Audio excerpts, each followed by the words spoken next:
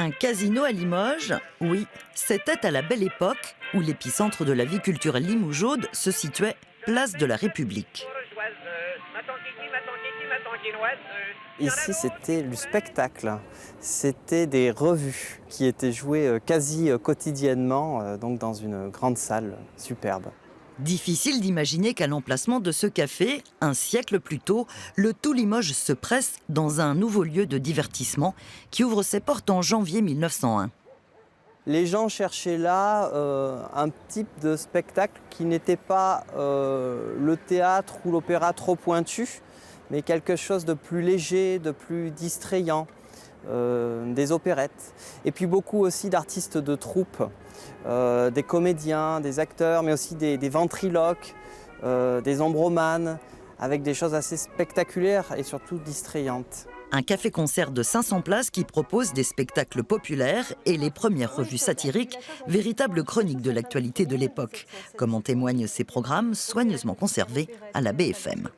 On a dans un des programmes aussi, on a à la fin la liste de tous les revues et pièces qui étaient présentées, et on peut lire qu'on a des opérettes, alors des opérettes militaires, des bouffonneries militaires, des vaudevilles opérettes, des drames, mais pas beaucoup de drames, hein, c'est surtout opérettes. Ce temple de la belle époque est conçu par l'architecte Charles Plankert dans un style art nouveau avec inclusion de céramique et vitraux signés Chigot, inspiré du Casino de Paris. Sa création fait l'objet d'une délibération du conseil municipal de Limoges.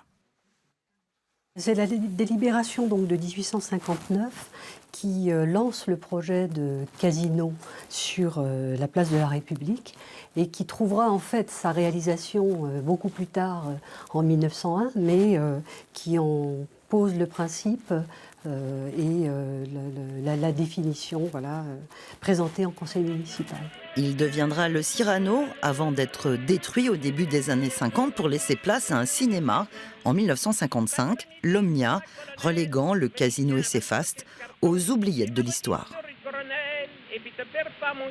Quand on pense à 1900, on imagine tout de suite cet univers-là de froufrou, de dames pimpantes, de revues justement, de lumière électrique parmi les premières. Voilà cette impulsion qui faisait de la France une capitale culturelle du monde, qui inspirait. Et puis c'était les mœurs qui évoluaient.